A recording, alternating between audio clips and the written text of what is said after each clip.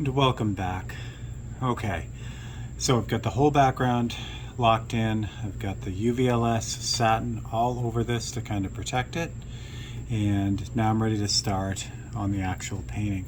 Okay, so let me swap you guys over here real quick. I'll show you the reference photo that I have. There'll be a little bit of glare, but you'll get the idea. There's a lot going on in this.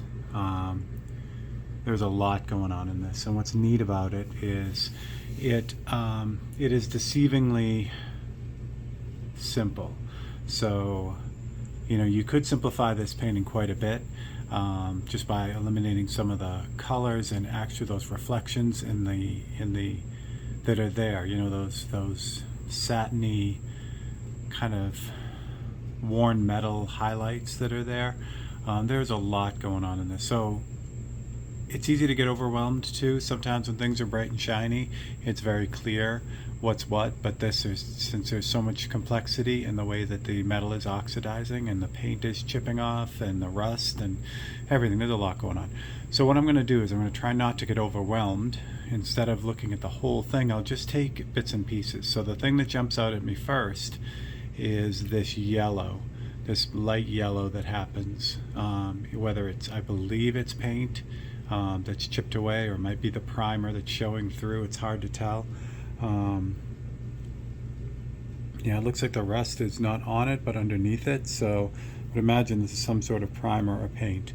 But that's where we'll start, because I can always add the darker details onto that. However, the light yellow there is a good place to start. And by taking the front forks and the springs and just worrying about that area right there instead of trying to figure out everything all at once, that'll be a nice jumping off point. There's this great oxidized metal blue color on the front fender. Same thing up in here, and the wires or the cables, and there's just so much going on. It's a blast. This is why I really am excited to do this painting. Now, a lot of this is going to be freehand, which will be a lot of fun too. I do have the ability to cut stencils where I need to, but I think to start, I'm just going to start blocking in with the yellow. Okay, so let's mix that up. And I will occasionally jump back to the reference photo so you guys can see it. But now that I've shown you the photo, you can really see what the HD stencil gives you. It gives you a nice layout of the bigger areas.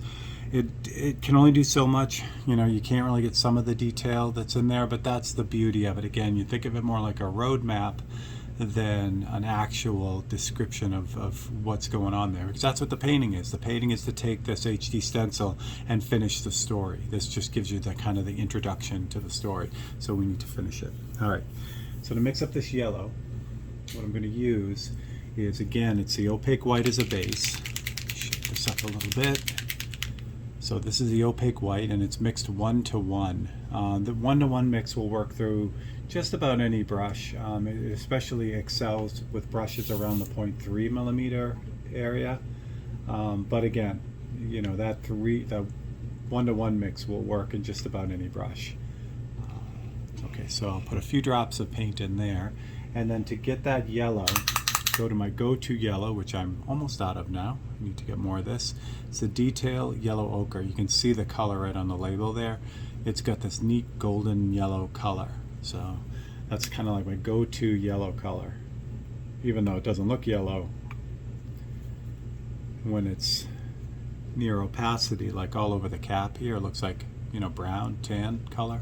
It's really yellow. So I'm going to put a drop of that in here.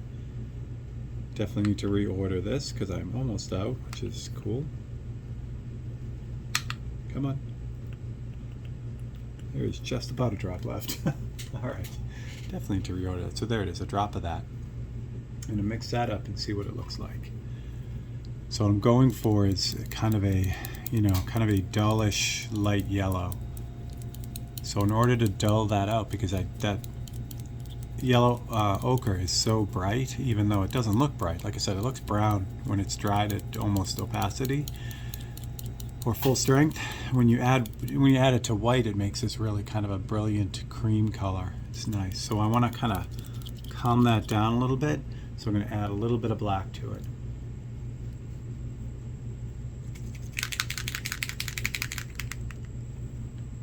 So I don't add if I were to add a drop of black to this at full strength, the black would literally take this over and make it a gray. So I don't want that. So I have here, give me 2 seconds here, I can't do this with one hand.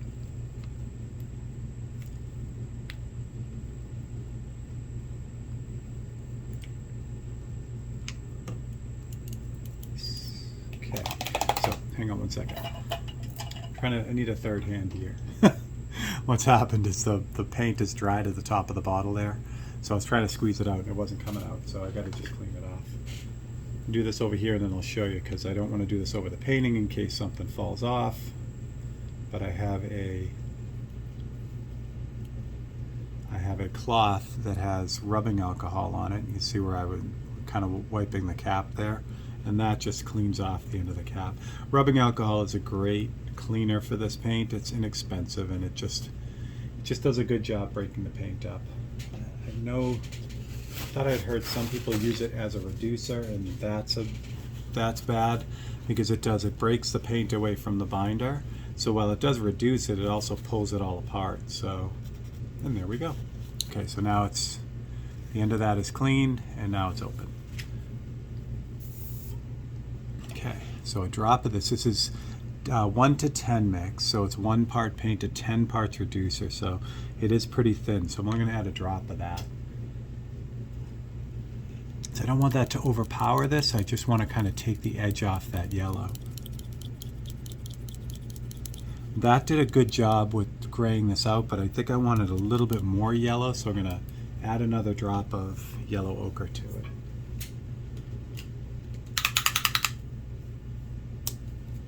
Seriously need to get more yellow ochre.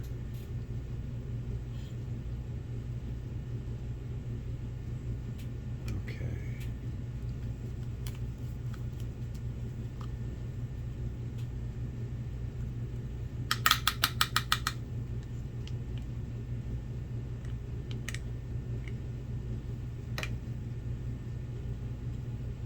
Okay.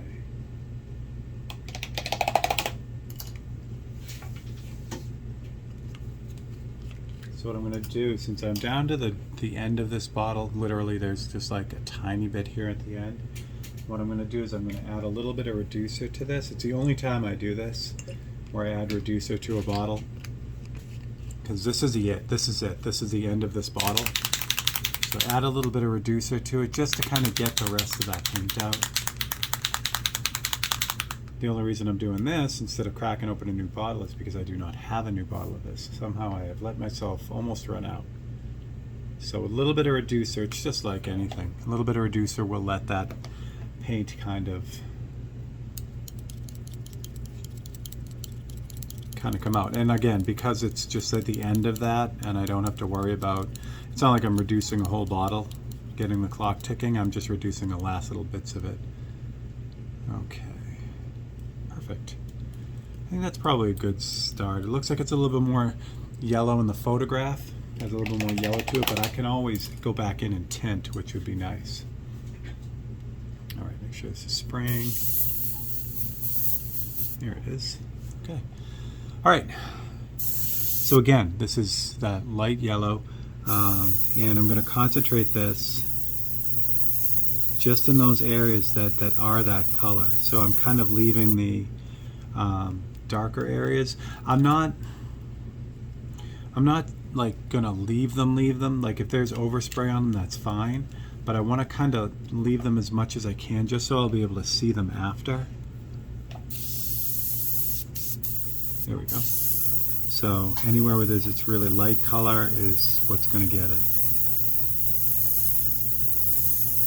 And I'm going to keep an eye on this. This feels a little bit too gray. So now is the time to adjust that if I have to, which I think I'm going to, because I'm feeling this is a little bit too gray. So what I'm going to do is I'm going to cut my losses here. I'm going to dump some of this out and just repeat the process, but not have as much. I'm not going to add any black to it. So now I've got the white again, so I'm going to add a full, just a bunch of white. Oops, there's a little hair in there. I want to get that out. go. I don't know where that hair came from. It's not long enough to be from the paintbrush. I don't know where that came from. Anyway, all right, so there's the... So by adding a bunch of white just to the remnants of that gray color, that grayish yellow, now it's a lot brighter, so I've kind of hit the reset button, and I'm going to do the same thing. I'm just going to add yellow ochre, but no black.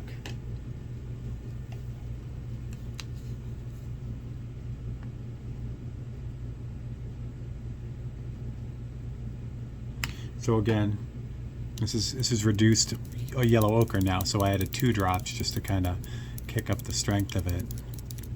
If it was full strength yellow ochre, I would have just added 1 drop. That looks much better. So that looks a lot better. Now it just has a hint of that gray.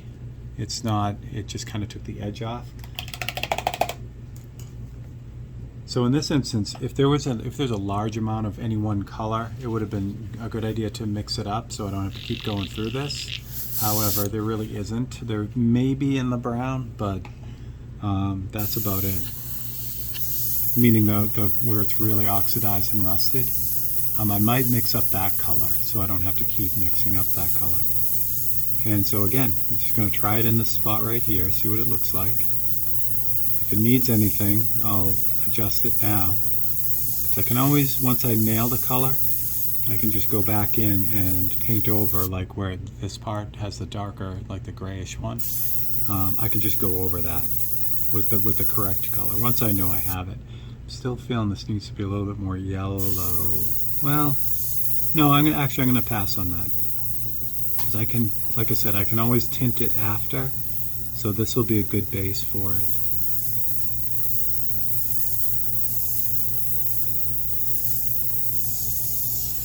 And this, whatever this yellow color is, it goes all the way up the front forks until it gets to this chrome cap, or this, you can't see it, it's off the camera, but there's it's either stainless or it's something. Up at the top there's a cap there that's, looks like it had resisted the age of the bike.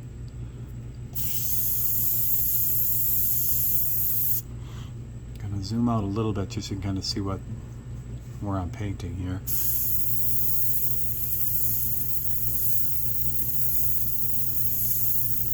So as I'm building this up, in the beginning it's transparent, which is nice, but because it has opaque white in it, if I continuously go over an area, it's going to cover it. It's just in the beginning, it's going to be real transparent, which is nice because it really gives me a chance to kind of like roam around and slide this color in where it needs to be without having to worry about, you know, overspray or anything like that, because it's so transparent and so light. If stuff gets somewhere it shouldn't, it's not a problem at this point. Yeah, I bet this is yellow paint because it comes out onto the fender right here and it's down in this corner, but it stops pretty abruptly, so it's probably some sort of primer or base coat or something. And the front springs also look like they had it on them too. So I'm just going to prime them.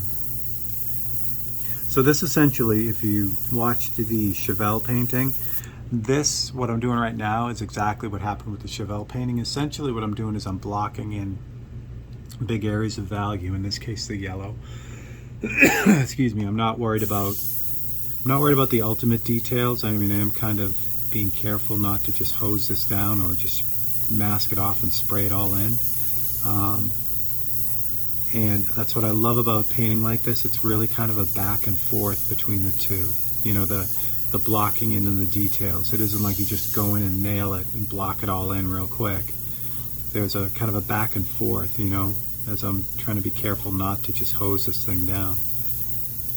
And then when I go to add the details later, that's it. It's just, like I said, it's like a back and forth. Just kind of keep working the overall color and value against the details, and then adjusting as you need to, and it gives the whole painting a real cohesive kind of look to it, because it's all kind of being pushed at the same time.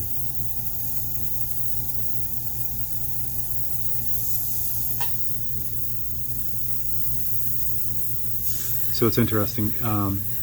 I don't know why, but I've always gotten used to having the reference material right here on the left-hand side of the image. I think mostly because I'm right-handed, and then it's not in the way. But because I'm right-handed, the best place for you guys to be is also on the left. So it makes for a very crowded left side of the painting right now. So I have the camera here right off the painting, and then the reference is right off the painting too to the left. So you guys got a lot of stuff going on over there.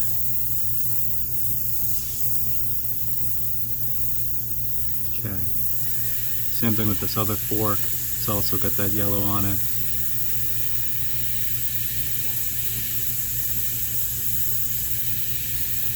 Now for the background, I'd rather not get a whole bunch of paint on the background. So that's where little freehand shields really come in handy. Let's see if I get a small one here. This is a bigger one than I probably would need, but it'll work. So to keep the paint off of that, I'll just use the freehand shield to keep the paint off the background. If I do get overspray, which I will, it's going to need some cleanup, like right there. I can always jump back in and, you know, adjust it at the end with the background color. But again, trying to save a little bit of effort by not, you know, again, not hosing it down, just taking it slow, will save me a lot of effort in the end.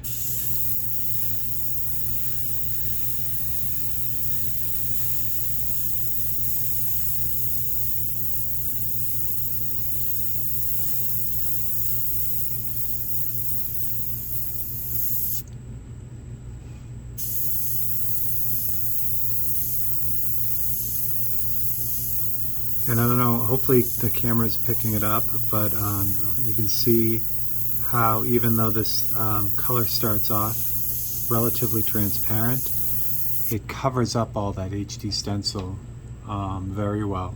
So it's neat the way that it works. So if I need to cover it, if I get to a point where it needs coverage, I just got to go over it a few more times and it'll just lock it right in. But if I need to be able to see something, like a detail, I can hold up a little bit and you still get that halo of the detail underneath, which is great. I mean, it gives you the kind of the best of both worlds.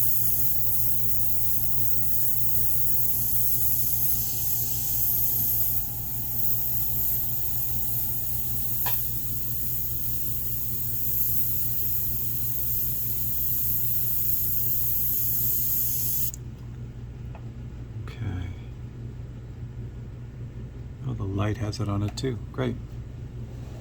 So anywhere where that happens now is what I want to be looking at. The rest of this fork. Oh, and I just blew that. All right, so that was me being lazy. Instead of reaching like 5 feet or 5 inches away and grabbing a template, I just went for it, and the hairbrush decided to blast out some paint right there. So that is going to need to be cleaned up.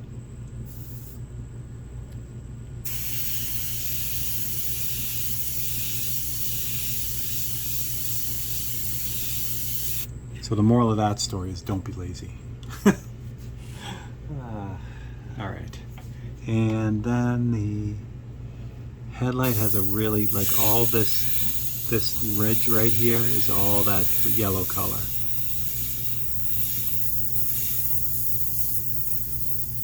So we're just going to get some paint on that right now. There's a lot of detail that's involved in that, so we're going to leave that. What else? I think that's it. No, you know what? There's parts of the motor too that have that same kind of feel. So we're going to do that too. So the bottom of the motor here, this has got a real kind of a yellowish thing going on too. I don't think it's the same thing. It's not paint. I think it's just, this is just oxidation on this.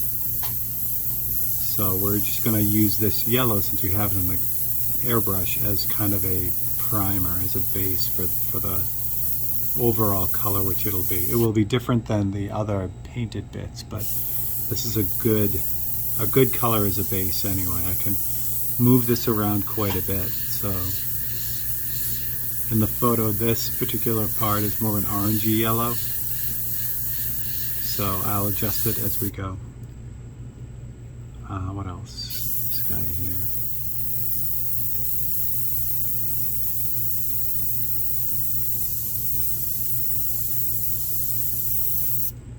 And this tube right here off the head, that is like a, same thing, it's like a yellowish coppery color. Yeah, I suppose I can throw it in. I was going to leave it out because it's easy to just add that one later, but I can get a base on this too. This is going to go everywhere, so I'm just going to kind of hint it at it, so that way it's got a little bit of paint on it, but I don't want to. The details on the heads of the motor, they're all going to take care of, you know, the fuzziness of this in the end, but just getting it on there is good. Anything else? I think that's good. The very faint indication of the Harley Davidson logo, that's yellow too, but I'm gonna wait on that because that's a lot more yellow. Okay, good. All right, so I'm going to dump that out because I won't need that anymore because I kind of hit everything. So the next thing I'm going to do is I'm going to get it to the yellow that it needs to be, and I'll show it to you real quick so you see what I'm looking at. Am I out of water too? Interesting.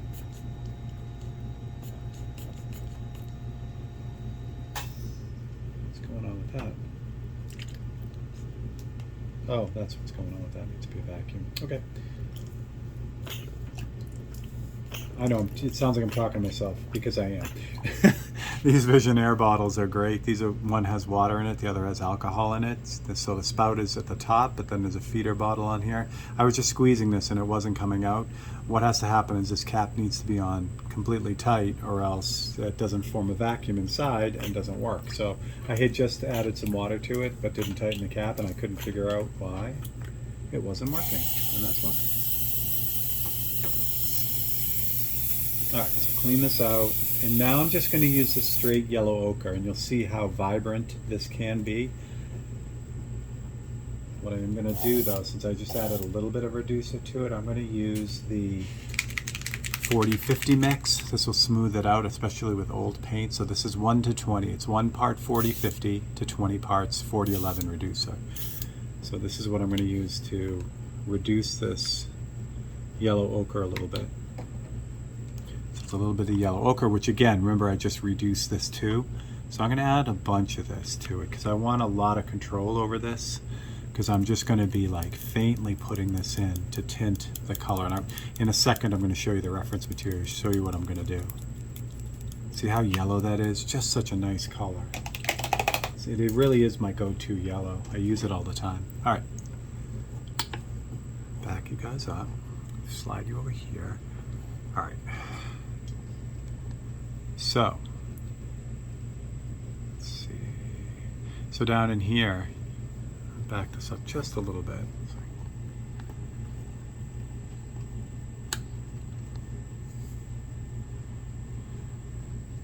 Maybe a little closer. There we go. So you can see all the yellow down in here. That's what I'm shooting for, and a little bit of tinting up in here and around here. But you know, you get it. So that first color, that blocking in color, was more like the color on the springs. See how just faintly yellow it is? It seems like it has this paint on it. Same thing up in here. That's really, really like faint right here.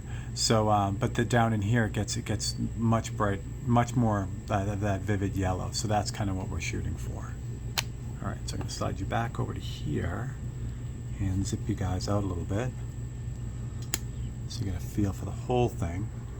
And well, I can't really see what the reference part where I'm working on, but you'll get the idea. All right. Make sure this is working. Get all the white out, or that other color out. Okay. Now I'm going to start down at the bottom of the fork because there's a lot of gray down there too. It's dark. So this is a good place to test this out right down here. If it's too strong, if it comes out too strong, I can adjust it, and then that, it's not a problem. But that worked out really well. See how that kind of tinted that to that yellow? and not the yellow that you would think by looking at this bottle. Like I said, if you look at this bottle, this looks like, let me flip the cap because you can see it all dried on the top. This looks like I said, it looks like brown, you know, but when you spray it out, especially thin, it's very yellow. All right, so we're gonna keep that going. There's a lot of that in this front fork, which I do think that this yellow is oxidation on the paint. And drag that up a little bit. And then when I get up in the top area here, it's more spotty. So I'm just gonna kind of get closer and just kind of model it in.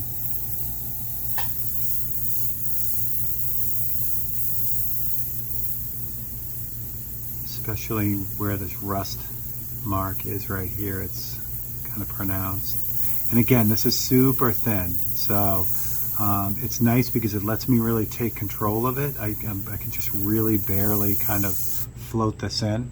All right, so the other part of the front fork behind here is much more oxidized. It's much more brown. So I'm just gonna kind of lay this yellow in across the whole thing. And it'll be the base for the more of the rust color when I get there. That brownish color will stand up on this yellow really, really nicely.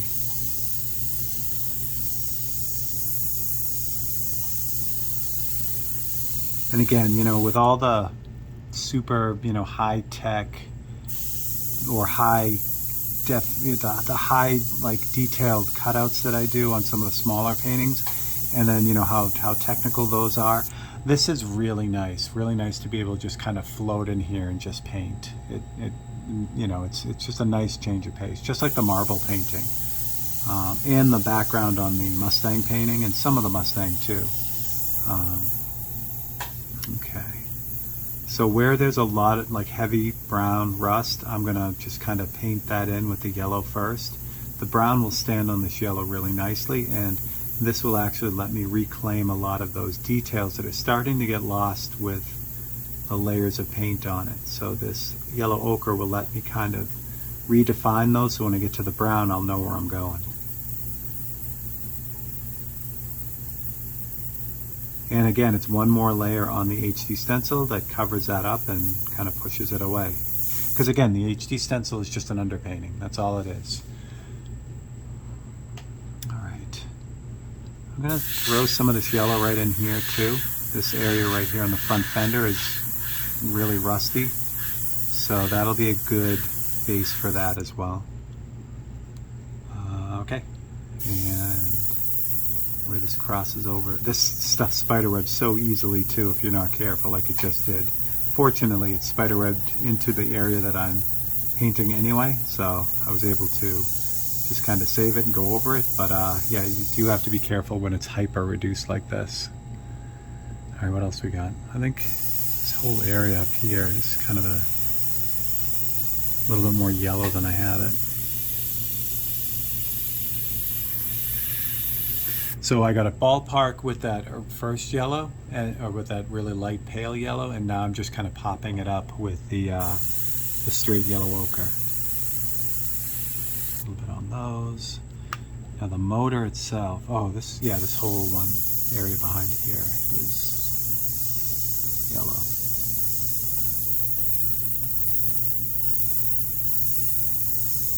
Not worried about this cable. The cable's going to be, even though I'm spraying it with yellow, it's going to be black when it's done. So I'm going to paint over it. So I don't care about making it yellow now. It'll take care of itself.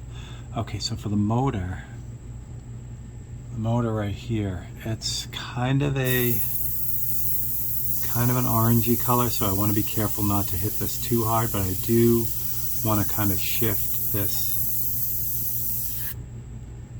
Yeah, I'll shift it with the yellow a little bit, and that'll be, again, it'll give the orange something to stand on, having that yellow already there. Yeah, that's looking good.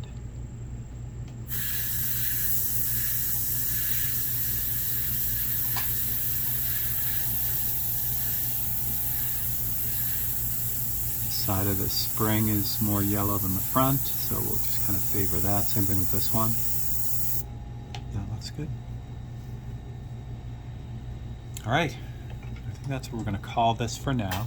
And then in the next video, we'll just, same thing. It's just kind of bumping back and forth until it's done. All right, so join me for the next one, and I will see you guys for the next episode. Don't forget, if you're having fun with these Open Studios, please consider liking and subscribing and sharing it with everyone you know. All right, for Steve Leahy and Open Studio, I will catch you guys on the next one.